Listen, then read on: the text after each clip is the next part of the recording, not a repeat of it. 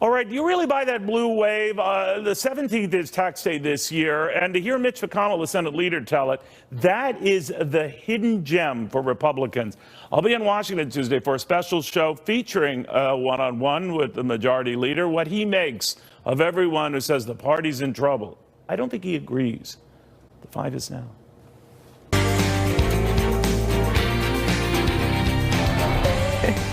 Hello, everyone. I'm Kimberly Guilfoyle, along with Marie Harf, Jesse Waters, Dana Perino, and Greg Gutfeld. It's 5 o'clock in New York City, and this is The 5.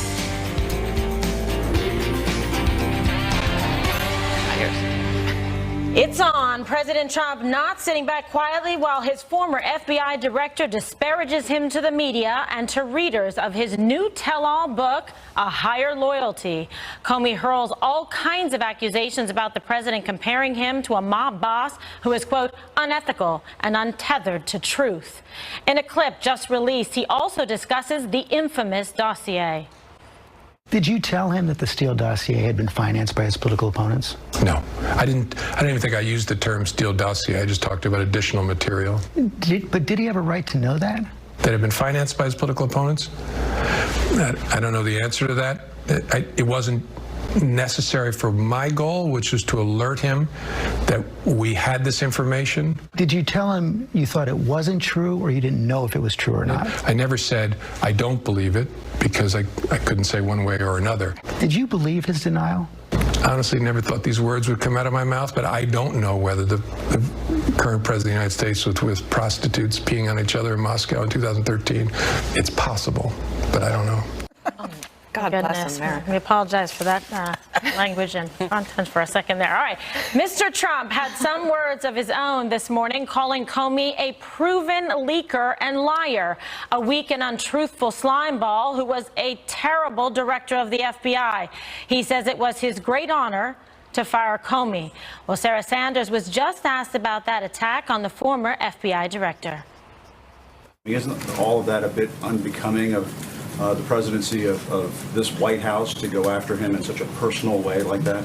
I think it. Slimeball and a liar and a leaker. I think it's unbecoming for the person that is supposed to be the top law enforcement official in the United States, the person that is supposed to protect the people of this country, to lie and leak classified information, certainly to falsify documents. I didn't encourage Jim Comey to go out and do a PR campaign. Congress has asked Jim Comey to come and testify multiple times, of which he's denied being able to do, yet he found time to sit down with George Stephanopoulos for 5 hours. Okay, so obviously some rough stuff there in terms of going back and forth. People thought this book was going to be quite explosive. You saw this start out this morning with the president tweeting. You saw the reaction on social media and online. So we take it around the table and take reflections. Greg. This isn't Deep Throat. It's more like Gossip Girl. I mean, the white half moons under his eyes. I mean, that's a revelation. We notice that every time he's talking because he's usually out on the golf course. Also, I love that part where Comey is in this eternal state of surprise or emotional anguish. He's always conflicted and things are bothering him. And how do I deal with this? And then this happens. The world is always happening to him, right? And he's just the everyman, the Jimmy Stewart. He said that when he met Trump, he said it reminded him of a mafia boss, as if that's a problem. I mean, if that's a problem when you're dealing with North Korea and Putin, I think America might see that as a plus. I'd much rather have, I guess, a mafia boss than a grad student TA.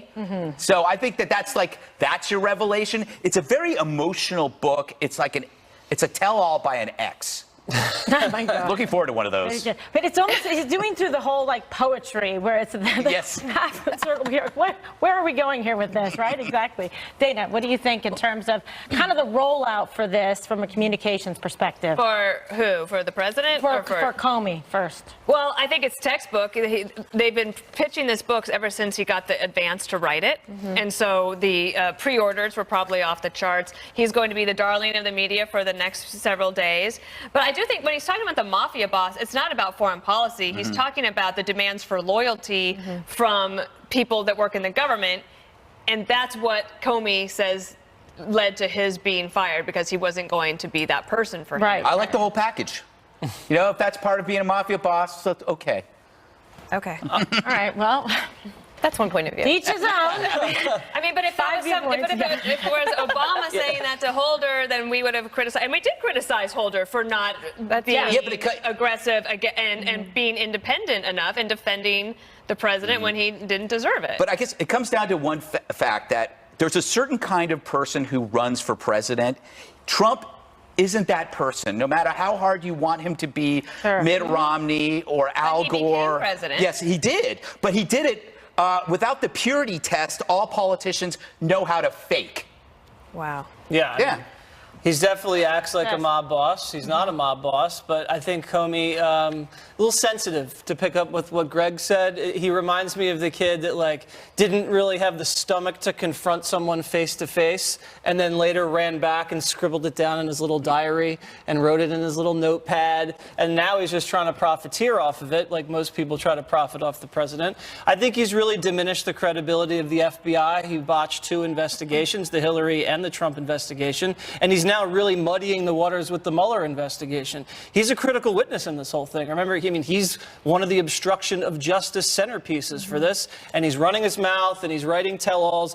The way he talks about the dossier is disturbing too, because this dossier was paid for by Hillary, yet he didn't feel the need to tell the president-elect that his biggest nemesis was the one that paid for it and got it out in front of everything. That seems to be a critical piece of information. I thought George Stephanopoulos did a really nice job asking about that.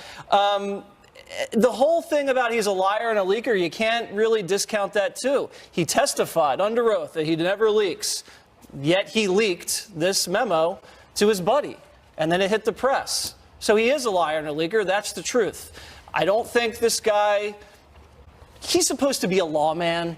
He sounds like a schoolgirl, is the bottom line. And he's emotional, he's socially awkward. He can't even be alone with the President of the United States. How weird is that? Are you serious? He's a school, I'm not to diminish schoolgirls. He sounds like a sensitive little child that is not really who I would think would be the leading lawman in the country, the tough guy. Willing to take people down. I think you can still say that these days, Dana. All right. You don't have to be gender specific. Yes. Be gender neutral. Yeah, right. Jesse is right that Jim Comey is choir boy. How's that? not a perfect. Jim Comey is not a perfect advocate for Democrats or Republicans. Right. My party hates what he did to Hillary Clinton and reopening the investigation and not telling the public about the Trump investigation. So I'm not going to defend Jim Comey on his face, but I will say the book fits into a narrative about the president, and the president's response underscores some of what Jim Comey is saying, that he's ego-driven, that the president's ego-driven, he's narcissistic.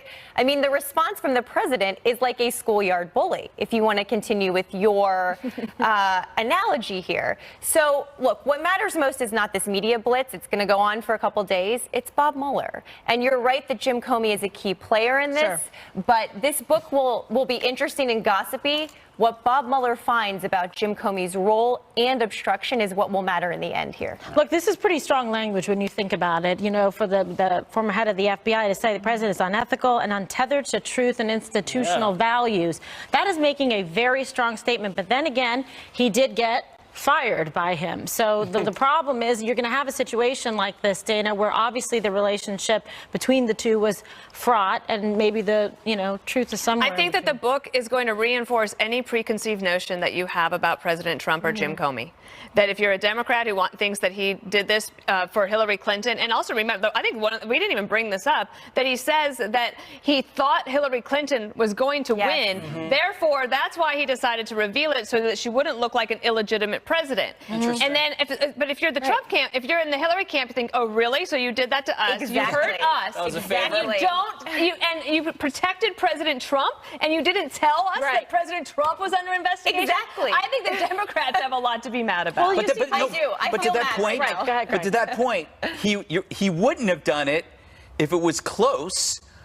He only did it because he thought it wasn't close, so his decision was purely political. Right. And he waited a month until they released that to the public. Remember, And by the way, I McCabe think- found that Let's information. look at the that it was ethics in the involved here when you laptop think for a about while it, because back. this is a man who is supposed to be, the head of the FBI, leading the best and brightest. And now we'll look in the aftermath of what has occurred in terms of Comey, the investigations, the collusion that has come out in terms of Strzok and Page and what they were up to. That's really done damage, and this was under his leadership, to the American conception of it. Look, the fine FBI officers, men and women that I have worked with throughout my career, I have the utmost respect. They work very hard for very little money. This is not good or healthy as a country to have this. It seems to me when I read this, like poetry and the eye thing, it seems like Shakespeare in the Park, but, FBI, president, let's get it together. Well, in the National Review, Jim Garrity wrote a really good piece. And he mentioned a lot of ex-FBI officials who've had long careers there. Right. And people defended James Comey in the beginning. They didn't like the way he was fired by the president. Right. And now they're coming out and they're saying, listen, it's always about Jim Comey. The guy's a celebrity, always wants the spotlight on him. And we gave him the benefit of the doubt in the beginning. But now it's looking like it's an ego play. And they don't like that. They like the focus on the FBI delivering results, not the politicization of the FBI. And unfortunately, that's what's happened here. Well, but then he kept the personal notes, and then there was the allegations of leaked information to the New York Times. And when I look at this as a prosecutor, I say, okay, wait a second. What's going on here with respect to these notes? Where are they?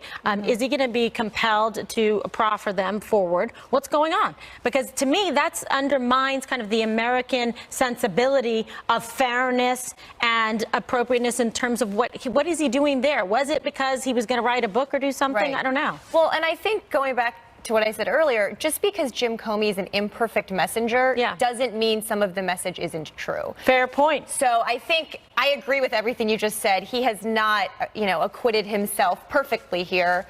We can't discard everything he's saying because of that. Yeah, he did make a lot of serious allegations, as you pointed out, about the president being a liar and untethered to the truth and unethical. I haven't read the whole book, but of what's leaked out so far, he has not pointed to one specific thing where the president has outright lied, where the president has done something unethical, except for the smears, comparing him to a mob boss or, saying he intimidated me, which I don't even know what that means. If you're the FBI director, someone shouldn't intimidate you. There's testimony as well in terms of in front of congressional committees that was called into question. But anyway, it's fascinating to look at and discuss, as a lawyer, and where the investigation is going. So let's see. Comey once said that politics didn't play a role in his handling of the Clinton email probe, but he says something different in his new book. So which is it, you ask? We have it for you next.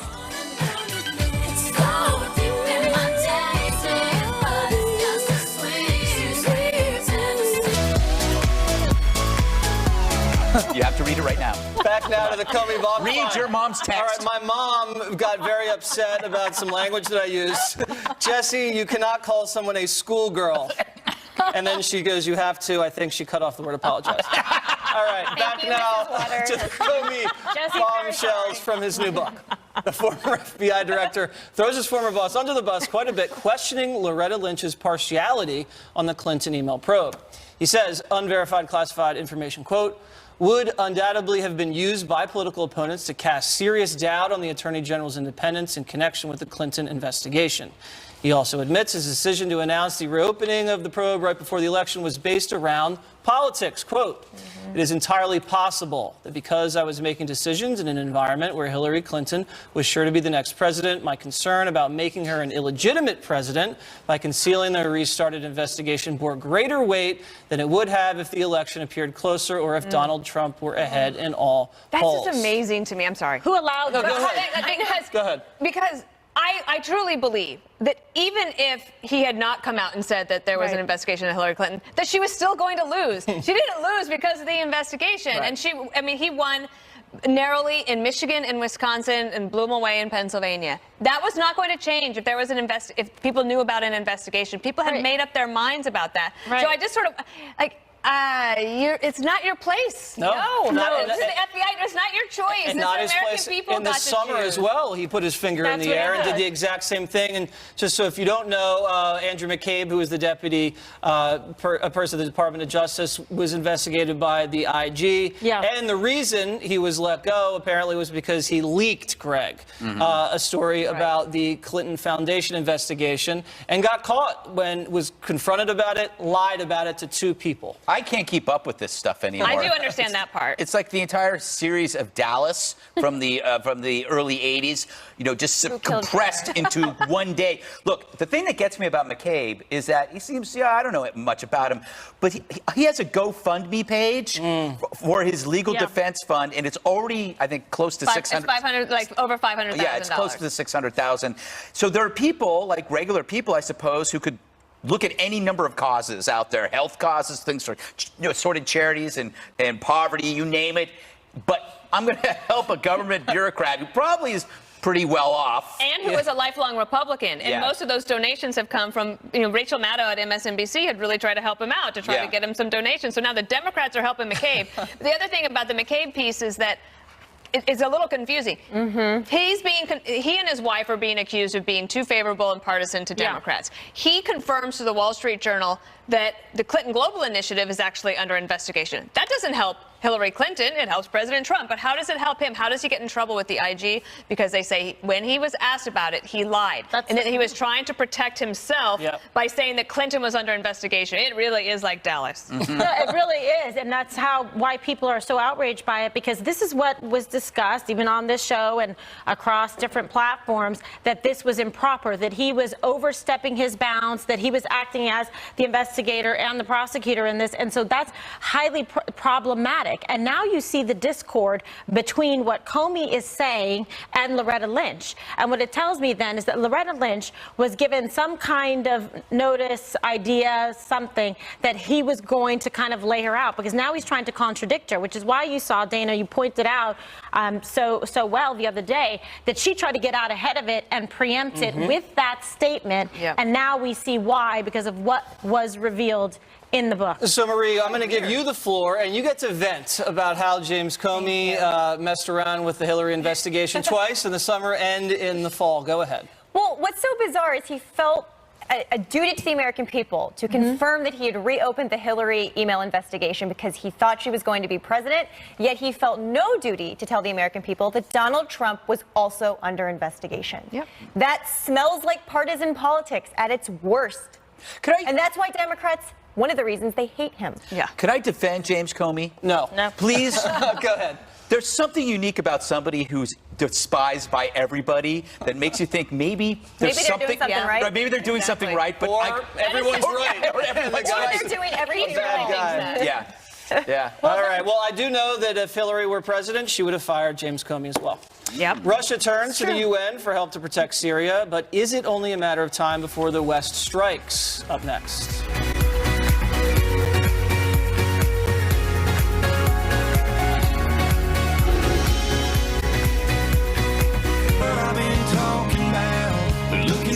Welcome back. Still awaiting word on how the United States and allies might respond to Syria for the chemical weapons attack against civilians. Here's the latest from the White House. We're continuing to have ongoing conversations with our partners and allies. The president spoke with President Macron of France again earlier today. We're continuing to have ongoing meetings and conversations here at the White House. And when we have any further developments, we'll let you know. I don't have any additional changes to policy in Syria at this time. And in terms of options, all of our options are on the table, and we're continuing to look at those, and we'll make an announcement then. The U.S. is confident Syria was responsible for the attack. Sanders said the White House also holds Russia responsible for its failure, to stop it from taking place. Marie, let me go to you first. I do think that, so a year ago when we had the initial strike, after President Trump's only in office for 3 months, but he says, I am going to have a red line, I'm going to enforce it. And as I understand that did surprise the Russians, that they didn't anticipate that would happen. Now, going forward, do you think that what the president is trying to do is establish a broader coalition for some sort of a longer term more decapitating type strike. Well, here's the challenge. He definitely has to do more than he did last year. I thought it was a good step last year, and it did surprise people. He has to take more action, and he is trying to get allies on board for that. But he's also hearing from Defense Secretary Jim Mattis, who he respects quite a bit, who's telling him to slow down, to put this in the context of a larger Syria strategy, because the president does not want to get sucked into a larger conflict in Syria. Last week, he was out publicly saying he wants the U.S. out in 6 months or less. So finding that right balance between how you send a stronger signal, yet don't get sucked in deeper. That's what's so hard. And I think Mattis is pushing the brakes a little bit here. Rightly so. It will be interesting to see what comes out of this debate. In addition, Greg, the other problem is the fact that there are Russian soldiers on the ground. And so the risk would be we kill one of theirs, they kill one of ours, and then this escalates quite dramatically. I think the technical term you're looking for is it's a pickle. Look, I have a rule. Never do something because you feel you have to do something. Right. Because you have to know. And I think that's, I feel very confident. Like, no one's an expert on Syria. No one's an expert. The idea of a Middle East expert, I've never met one except for Jesse. Thank you. But I mean, Glad I went to graduate school. yeah, but I guess I think I insulted everybody on the table. But Mattis, I trust Mattis because Mattis is a warrior. Yeah. And like we talked They're the about most yesterday, reluctant. they're the most reluctant. And I do think, Marie, to your point, that I do think, okay, number one, I go back to the OJ metaphor. He was arrested for kidnapping, but that's not why they arrested him. They were getting him for the crimes before. And we know Assad has done horrible, horrible things. He may not be behind this one, but so what? No, you're right. Yeah, We but talked the about thing that is, yesterday, there is a spectrum of retaliation. And if this is April, the bombing in April of an airfield, and this is total regime overthrow, bomb the hell out of it, it's going to probably be somewhere around here, I would think, because then everybody can walk away and go, something was done, and the Russians aren't going to say this is war. Yeah. Is that what we're looking for? Well, the Too other much thing that time could and space happen, and distance. Kimberly, is that you could have the United Arab Emirates and Saudi actually a part of this coalition, which would make a big deal, and also that would pull the Saudis away from their recent cooperation with Russia, which would also be one of our goals. Well, it's interesting because, I think that was one of the things people said, well, why didn't the U.S., act at the time? But it was more about military positioning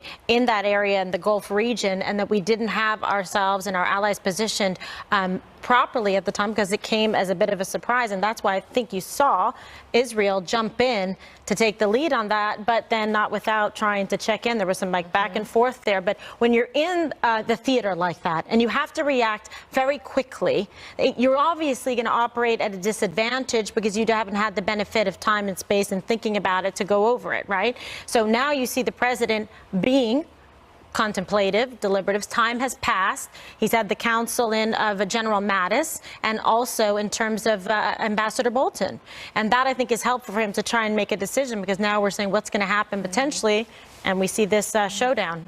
Israel, Jesse, has been very clear what its red lines are, and it does not let them get crossed. Right, and I think they're a little more trigger happy than Mattis is because they're right on the doorstep. So, but everyone's right. I mean, they're setting the table over there. The theater is loading up. If you've seen the map, they have a carrier strike group coming over from Virginia right now. It should arrive next week. And we have a destroyer in the waters right now. Russia evacuated all their ships because that port city that they run on the northern western coast, that's going to get probably bombarded. The airfields are going to get bombarded. Like you said, you have to strike a balance because if you go too hard, Greg, as you said as well, you're going to tip the scales in the Civil War, and then you're going to have complete chaos. And they're biding time because they want to make sure there's a coalition in place and make sure the allies are on board. And it's very serious business, and you don't want to kill any Russians and cause a bigger conflagration. But you also run the risk of what you do not being enough to change the calculation on the ground at all. I mean, then he looks soft. He took a serious step last year that I think we all supported that didn't change Assad's calculation one bit. Well, it made him pause for a year, and now he's back. So I think he has a stronger fundamentally message. We haven't mentioned Iran, Syria. which is also a part of this. Huge. And so the war between all of us is happening at the moment. But the other thing we can't forget, Greg, I'll give this to you as a last word. You can comment or not. But Jordan, which is this really important, great ally of ours, they already had 1 million refugees there before the start of the Syrian civil war. They now have taken on another 1 million, and they need our help to not only to stop the fighting, but also to help take care of these people. If this has been going on for 8 years, Right. 8 years. And this is whenever I feel this sense of urgency about this, it's like nobody. What do you do? It's like apparently they're okay. The Middle East is okay with this. Tons of people 8 years, dying. Hundreds. Yeah, that's true. Enough, but the Syria thing has been going on for 8 years, and it just keeps going on and on and on. And I wonder. Although I do think there is something that has changed with the new leader of Saudi Arabia and his willingness to be very cooperative with Israel, and that paints a target on his back. But I think it's a courageous step, and hopefully it will be one that will be a game changer in terms of Yep. an ally that would be willing to position themselves along with the United States. And then our first carrier group left on was April 11th. So we've got 2 strike groups, like you said, the Harry Truman and the 2 Iwo Jima. So I think we're in a good position now. We'll see what happens. Indeed. All right, another controversy involving View host Joy Behar. Next. Boy, I'd be rich, head to toe, Prada, Benz in the driveway, yacht in the wild. Get up. Jeez Louise. Well, we all know that Joy Behar can't ever find anything positive to say about President Trump. But did The View host go a bit too far again with this comparison? Watch. We've gotten to the point in this world now where we have to rely on the sanity of Kim Jong-un and Putin over the president of the United States. My issue is the moral relativism between someone like Kim Jong-un and Putin and President Trump. I think it's easy to sort of sit here and say that, but the reason why the Syrian... You think Kim Jong-un is less moral than Trump? Do you? Yeah. Oh my God. I mean, I think Putin, the aiding and abetting of Assad right now. On what topic? If you think that Kim Jong-un, Vladimir Putin, and Bashar al-Assad and President Trump are the exact same thing, it's when you lose all arguments with me in every way. What I'm saying is that I see that the 2 of them are backing off of war, and I see Trump provoking war. Greg, I feel like you have a lot of thoughts on this. Well, when I hear Joy equate Trump to like Kim Jong-un, she reminds me of Ava Braun.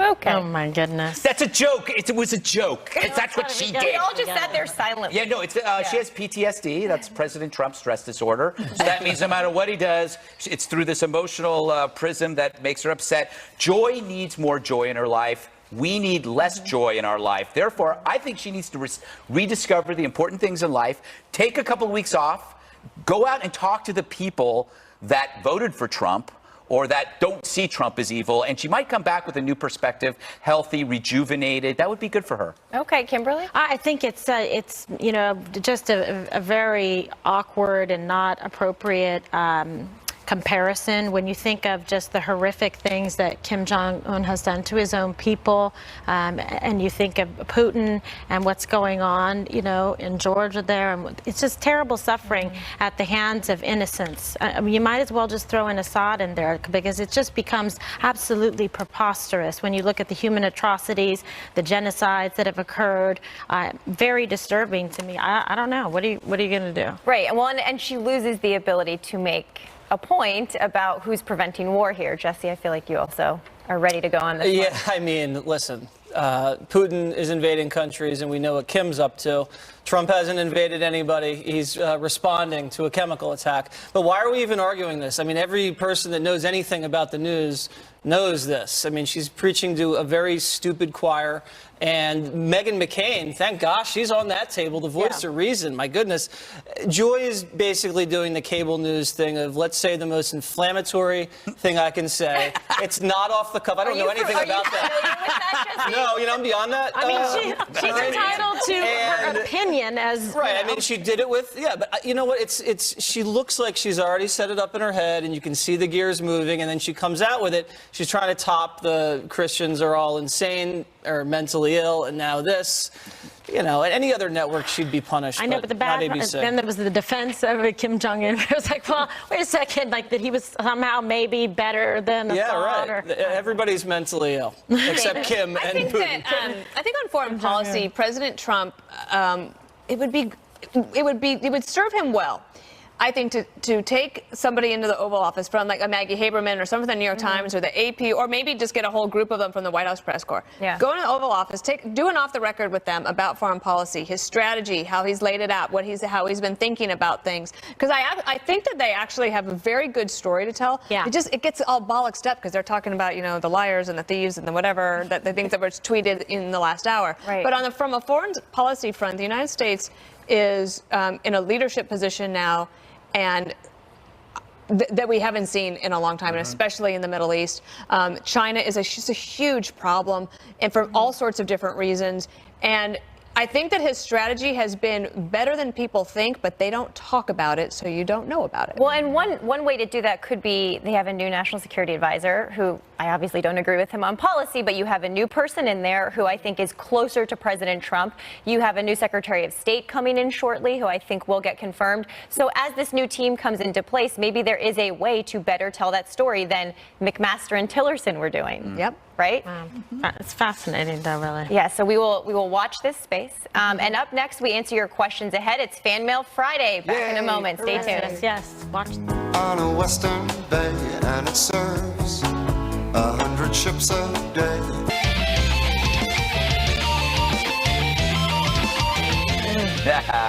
Fan Mail Friday, the 13th. Your questions answered now. I like this one. This is from, I can't say the name, Ibex BMW.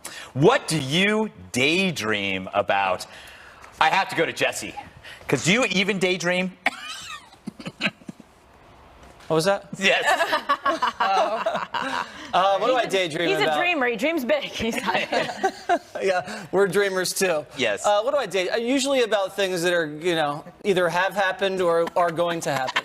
That was so vague. I thought I would get Kimberly, what do you daydream about? What do I daydream about? I'll tell you what. I love to think of like different ideas for cool, like thrillers and like very cool. I've always wanted to do one like that. Like assassinating people? You dream of assassination? No, not Be that honest. kind, not that kind. Like a meaning, like very cool from when I was a prosecutor, some of the really cool cases, and when I tried the cases. Cracking a cold case? Yeah, when I tried the cases with the Aryan Brotherhood against them, and it was just fascinating stuff. So. All right, Bree. What do you daydream about? This is like a therapy session. Besides the midterms. Oh, nice. Sounds like a nightmare. No, I daydream about moving to a cabin in Maine in the woods with no internet, not Unabomber style, like nice, off the grid, Martha Stewart style, where I never have to worry about the news again. Oh. That's nice. Dana? Lately, I daydream about playing tennis because I'm trying to get better. That's interesting. You got to think about That's a good one. That's Rack pretty it back. good. Yep. Bend the Head down. knees, swing Yep. through the ball. Yes. I'll be honest, I pull a George Costanza. I daydream about things I should have said. Everybody does Yeah, that. I do that. Everybody does. Ah, damn. You do that on the treadmill when you're writing your notes. No, it's like, and you're I hope this comes up again, and then I get another chance. But now you can. That's what he With does. a jerk store called. Yes, Like exactly. beautiful mind on the elliptical. Yes. Also, I daydream about food, though. Yeah, I think who about doesn't? food a lot. I'm actually thinking about it You right actually do, usually about 5:36. You Yeah, start talking that's about true. lamb, pork chops. They're or just little visions of meat Beef jerky. all around. All right, another great cheese question. Grilled cheese I'm going to go to sandwich is you, great from Dana, because yesterday, right? I have a feeling I'll have a good answer for this Okay. one. From Suzanne 5, if you could do an internship for someone for 1 year, who would it be? Internship. No. And don't say. What would I say? What were you I was say? gonna say. Don't say somebody I thought you were gonna say. Like who? Well, I thought you might got say nothing, Bush. do you? I already. Oh my God. I intern for somebody that I already. All right, then pick somebody you would like to internship for. Oh gosh, that's a tough question. What would I want to That learn is, about? right? Well, learn more about her. Anything. Anne Patchett. Who's that? She's an American novelist. Oh, of course. She's in I've read Nashville. all of her work. She's amazing. Yes. I would intern. That Ann Patchett. I was thinking of that, my next door neighbor, Ann Patchett. yeah. I have an idea. What? I always would love to make like a movie, produce and direct a movie. There's another There's a thing for some- theme. That's what you There's a theme. daydream about. Well, no, but I mean it's creative, right? So Right. you do something interesting like that, but more like crime stories or I something. would like to write a novel. I just don't know how. Well, that was an interesting addition to your mindless commentary. Just You've kidding. written a lot of great. Jesse? Here's Dana in the green room every Monday. I read a novel this weekend. Yeah, it's true. How many did you read, Jesse? Yes. No, one time she said she read two novels. She read two novels this weekend. Two novels. Two novels and I read a good one last week by like- Joseph Cannon called 36 The Invisible novels. Passage. Yeah. It was very good. All right. Yeah, I watch Netflix. there's a What lot do of you that daydream- going on. Hey, with I was going to ask you the same question again. Who would you like to intern? I would like to intern for the Ohio State football coach, Urban Meyer. Oh, that'd be Ooh, nice. very cool. Right? Buckeyes. Yes. Yeah. That's fun. That would be good. Or like basketball. That'd be good. I would like to be an intern for just generically, just for an Basketball coach. astronaut, because the chores would be Right. great. Like, fetch me my bucket or whatever. Like, Yes. Yes. That's fun. That would be good. Or like basketball. That'd be good. I would like to be an intern for just generically, just for an astronaut, because the chores would be great. Like, fetch me my bucket or whatever. Wow, like, you want to get his bucket? Yes. Gross. Or, get me my freeze. Get me You know what happens in the bucket? Get me my freeze-dried SpaghettiOs. You could be an intern for like Villanova. Oh yeah, that We would want to be send great. you to space too, Basketball. Greg. I was like, Or yeah. Either that or Lou love it. Dobbs. Did I get you yet? It's Or- okay. I did intern for Dana. Oh, you're Oh, there you go. Only a paid internship, though. And you'd have a lot of reading assignments. Yes. Greg. I'd walk How your dog. predictable. Oh, walk the dog. That's Dobbs a good one. intern. Dobbs intern. Oh, that'd be great. Iron his ties. just stop. Press Just his. follow him Okay. around. This is a good question from Nathan.Joel. What band do you wish would get back together? Oh. All right, Marie, come on. Oh, you looked at me. You could see I had terror on my face. Can you name something that broke up? Didn't Fleetwood Mac just know break up No, they again? kicked Lindsey Buckingham out. But then they get it one member, whatever. But you know who I love? The Go-Go's. Yes. Go-Go's. That's a good one. Actually, aren't they kind of coming back or something? Yeah, they like, well, Belinda They're just Carlisle's go-go. a solo artist, but Yeah. then they have like the whole, you know, but it's nice when you get the. Yeah. I saw them once. The whole game Great back together. Back in the 80s. Yeah. What about you, Jesse? Do you even listen to music in your pod? I'm trying to think of a band He's that going to broke say instinct, right? I think. No, what Brooks about Guns N' Roses? Did Axl Rod get back together with the crew? Axelrod? At least you didn't say Axel Foley. My gosh. You do not. can't. You have no pop No, culture. we don't even know what to do about this. My mom wouldn't let me listen to popular music. Axelrod is Yeah. very different. Axelrod. When David Axelrod left Guns N' Roses, it was never the Slash was same. really upset. Yes. Slash That is was okay. There you go. mortified. You got one of them. Pop culture quiz here. Okay. When Paul Begala left the Beatles, Yeah. things were terrible. Horrible.